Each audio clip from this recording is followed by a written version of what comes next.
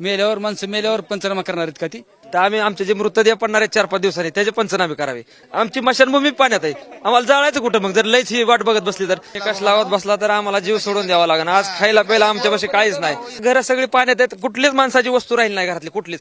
जवळजवळ आता 45-50 कांड्या ऊस होता माझा, तिथं जवळजवळ 200 ते 250 टन ऊस गेला समाज. जवळजवळ 3 ते 4 लाखाचं माझं ते 5 लाखाचं नुकसान झाले तिथे. अतिवृष्टीमुळे धाराशिव जिल्हा अक्षरशः पाण्याखाली गेलेला आहे. शेतीचं मोठ्या प्रमाणात नुकसान झालेलं आहे. आपण बघितलं तर आजही पाणी आपण बघतोय की अजूनही शेतांमध्ये, आणि त्यामुळे मोठ्या प्रमाणात नुकसान झालंय. बळीराजा आहे तो संकटात आहे आणि आता सरकार या ठिकाणी पाहणी करायला आलेलं आहे. मात्र शेतकऱ्यांचं म्हणणं आहे की आता पाहणी करून काय, जे नुकसान व्हायचं आहे ते नुकसान झालेलं आहे. मदतीची घोषणा करा, मदत लवकरात लवकर मिळाली पाहिजे. जे निकष आहे ते निकष बाजूला ठेवून खरं तरी मदत व्हायला पाहिजे, हे बळीराजाचे या शेतकऱ्यांचं म्हणणं आहे. आपण हे संपूर्ण हा जर भाग पाहिला तर मी सध्या हा करंजा गावात आहे आणि हा भाग पाहिला तर संपूर्ण शेती ही पाण्याखाली गेलेली आहे. घरं देखील पाण्याखाली आहेत. लोक बऱ्याच दिवसांपासून आता ते घरापासून लांब आहेत. आपल्यासोबत काही इथले शेतकरी बांधव आहेत, त्यांचं काही म्हणणं आहे ते आपण जाणून घेणार आहोत. कारण एकनाथ शिंदे स्वतः पाहणी करायला आलेत, उपमुख्यमंत्री आहेत, त्यांच्याकडून अपेक्षा आहे शेतकऱ्यांना आहे. मात्र ते त्यांचं नेमकं म्हणणं काय ते आपण जाणून घेणार आहोत. काका, काय नेमकं तुमची किती शेती आहे इथे? आणि शेती का भावाची 15 एकर रान आहे, ती सगळं पाण्यातच आहे बघा. तिघा चौघाची घरं आहे ती, पुन्हा आमच्या खाली दुसरी क्षीरसागराची घरं आहे ती, त्यांच्या खाली करळे वस्ती आहे, त्यांची बरीच घरी 7-8 घरी, शिंदे वस्ती अलीकडे आहे, सगळी पाण्यातच घरं आहे ती खाली. आता पिकवलंय अहो ऊस आहे, कुठं काय काय आहे, सगळं आहे. असंच झालंय, दिसतंय का तुम्हाला? असंच पाणी खाली. आता तुम्ही इथनं खाली गेल नाही, साहेब बघून येतील आता, त्यांना बी माहिती पडेल की खाली राहणं घरं कशी ते वीस असं शेंड्या दिसतात ऊसाचं. आता काय करायचं आम्ही 2-3 वर्ष? यात उपजारीच येत नाही आम्ही. तुमचं घर खाली पाण्यातच आहे, पाण्यातच आहे, अजून खाली आहे तिथं. तुमची पण शेती? आमची पण शेती, आमचा तर ऊस पूर्ण खाजूनच गेला, सगळं रानच गेलं तिथलं पूर्ण. दिसतंय त्यात. किती नुकसान, म्हणजे किती खर्च केला तुम्ही असं सगळं पिकवायला? आता माझा 4 एकर ऊस आता सध्या पानमरोळचं रान आहे, त्यात जवळजवळ आता 45-50 कांड्या ऊस होता माझा, तिथं जवळजवळ 200 ते 250 टन ऊस गेला समाज. जवळजवळ 3 ते 4 लाखाचं माझं ते 5 लाखाचं नुकसान झाले तिथे. तुमची काय मागणी आहे सरकार? मागणी एवढीच की शासनानं तो लवकरात लवकर आम्हाला मदत द्यावी मदत लगेच. हा, कारण एकनाथ शिंदे आले तिथे, त्यांच्याशी काय तुमचं बोलणं झालंय? झालं की आता बोललो आम्ही, त्यांचा आभार आम्ही मानतो, कारण आतापर्यंत आम्हाला कुठलाही मंत्री किंवा कुठलाही आला नव्हता, आम्हाला भेट दिली त्याबद्दल त्यांचं आम्ही अभिनंदनच करतो. पण त्यांनी आम्हाला तात्काळ मदत करावी एवढी. कारण काय भेटी, सरकारच्या मंत्र्यांच्या भेटी हव्यात की मदत हवी? मदत हवी. भेटी तर झाल्याच आता, त्याचा काही विषय नाही, पण मदत व्हायला पाहिजे. पण त्यांना लवकर मदत पाहिजे आम्हाला. आता isakal.com आहे देशातील नंबर 1 ची मराठी न्यूज वेबसाईट. प्रत्येक अपडेटसाठी isakal.com ला नक्की भेट द्या. सरकार म्हणतंय की निकष असतील, एनडीआरएफचे निकष असतील, त्यानुसार आम्ही मदत करू. हे निकष लावत बसला तर आम्हाला जीव सोडून द्यावा लागणार. आज खायला प्यायला आमच्यापाशी काहीच नाही, सगळं धान्य भिजलंय, घरातील सगळे इलेक्ट्रॉनिक वस्तू भिजल्यात, राहण्याचे एवढ्या ड्रेसवर आलोय हो, काहीच भिजवतोय दररोज. ह्याच अंगावर कपड्यावर आंघोळ करतोय, ह्याच कपडे डबल हाय असे घालून वाळवून बसतोय. जेवायला नाही, खायला प्यायला नाही, काय नाही. सरकार आता खरं तर तुमच्याकडे आलंय, तुम्हाला खरं तर प्रश्न विचारायची आता संधी आहे.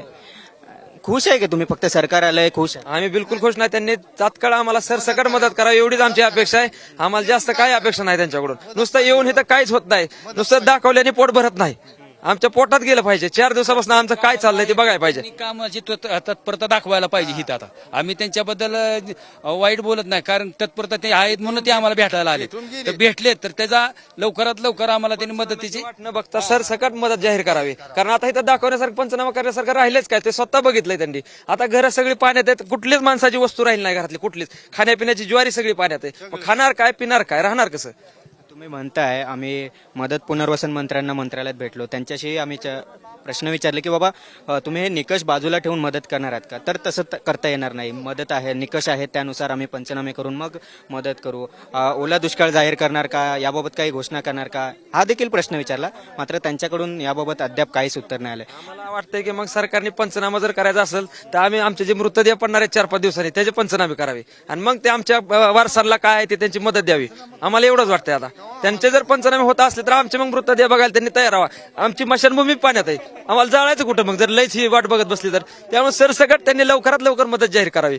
पंचनाम्याची वाट बघू नये, कुठले निकष लावून त्याची पंचनामा करणार आहेत का? परत ती मेल्यावर माणसं मेल्यावर पंचनामा करणार आहेत का ती? त्यांनी निकष करून त्यांनी कशाचं आणि ह्याची वाट बघत बसण्यापेक्षा तोपर्यंत माणसं मदत करावी. पंचनामा करायला तोपर्यंत पाणी राहणार नाही. आता पाणी ओसरत चाललंय. पंचनामा कायच करणार आहेत ते येणार आहेत कधी पंचनामा करायला त्यांची टीम येणार. पंचनामा कधी करणार तलाठी येणार. त्यांना तिथं फोन लावायचा आम्ही येतो देखावा करा त्यांना सरसंगट मदत करा. एवढीच आमची कळकळ लवकरात लवकर सरसंगट त्यांना मदत. पाण्यात बघा दुखापती आमच्या पायाला दाखवा. हे दुखापती इकडे बघा कॅमेऱ्यात. ते पायाला सगळ्या दुखापती झाल्या. 4 दिवस झाला आम्ही सामान काढतोय माणसाला बाहेर काढण्याचा प्रयत्न करतोय. सगळ्या पायांना दुखापती झाले ते बघा.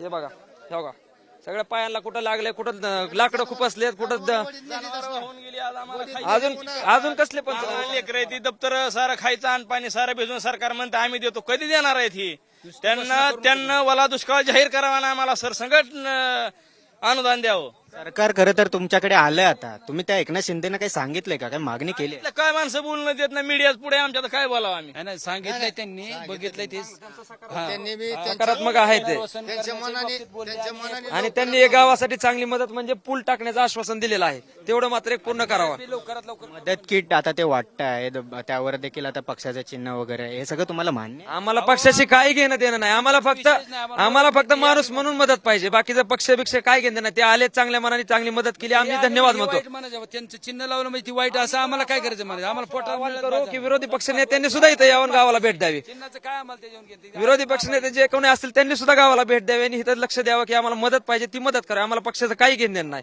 आम्हाला फक्त मदत हवी. आमच्या सगळ्यांना विनंती आहे की बाबा आम्हाला मदत करा. आम्हाला ह्या संकटातून बाहेर काढा. काय फरक पडला यांनी केली म्हणजे त्यांना काय त्यांना नका वाटतं की त्यांची आम्ही महागारी पाठवणार आहे का. आपण बघितलं तर सरकार या ठिकाणी आलंय, पाहणी करतंय. मात्र निकष, एनडीआरएफचे निकष, त्यानंतर पंचनामे हे सगळ्या ज्या प्रक्रिया आहेत त्या पार पडल्यानंतर मदत होईल, जे सरकारचं जे नेहमीचंच वाक्य असतं. मात्र या ठिकाणी हे शेतकऱ्यांचं म्हणणं आहे आता पंचनामे काय आहेत, या ठिकाणी नुकसान व्हायचंय ते नुकसान झालेलं आहे, त्यामुळे आता पंचनामे करायला काय शिल्लक राहिलंय हे सर्व डोळ्यासमोर आहे. मात्र आता हे सगळं डोळ्यासमोर आहे. उपमुख्यमंत्री या ठिकाणी पाहणी करतायत आणि त्यामुळे थेटपणे निकष न दाखवता सरळपणे मदत ही केली पाहिजे ही त्यांची मागणी आहे. आता ही मागणी कधीपर्यंत पूर्ण होते हे देखील पाहावं लागेल. निकष आहेत, त्यांचे पंचनामे आहेत, त्या त्यांच्या काही ज्या काही प्रशासकीय त्यांच्या काही मागण्या आहेत, ज्या काही प्रक्रिया आहे ती पूर्ण केल्यानंतर या सगळ्याचा होईल. मात्र आता बळीराजा हा संकटात आहे. तातडीने मदत या ठिकाणी मिळाली पाहिजे. एकीकडे पंजाबमध्ये शेतकरी जो काही पूर आलाय त्यानंतर सरकारने 20,000 रुपये मदत आहे ती जाहीररित्या घोषित केले. ठाकरे गटाचे आमदार कैलास पाटील यांनी देखील हाच मुद्दा धरत सरकारने आता तर खरं तर त्यांच्याकडे केंद्र सरकार आहे, ट्रिपल इंजिन सरकार जे काही महायुती सांगतंय, त्यामुळे त्यांच्या हातात केंद्र सरकार आहे, राज्य सरकार आहे. त्यामुळे सरळरित्या जशा पद्धतीने पंजाबचं सरकार 20,000 रुपये मदत जाहीर करतंय, मदत ही शेतकऱ्यांच्या खात्यात देत आहे, त्याचप्रमाणे आता आमच्या देखील खात्यात द्यावी ही जी मागणी ठाकरे गटाच्या आमदारांची आहे त्यानुसार आता या शेतकऱ्यांची देखील मागणी आहे. ज्या काही निकष आहे, पंचनामे आहेत ते बाजूला ठेवून सडळ हाते लवकरात लवकर मदत मिळावी ही त्यांची मागणी आहे. या मागणीकडे आता सरकार कशा पद्धतीने पाहतंय हे देखील पाहावं लागेल. व्हिडिओ जर्नलिस्ट विक्रमसह गिरीश कांबळे, साम टीव्ही, करंजे, धाराशिव.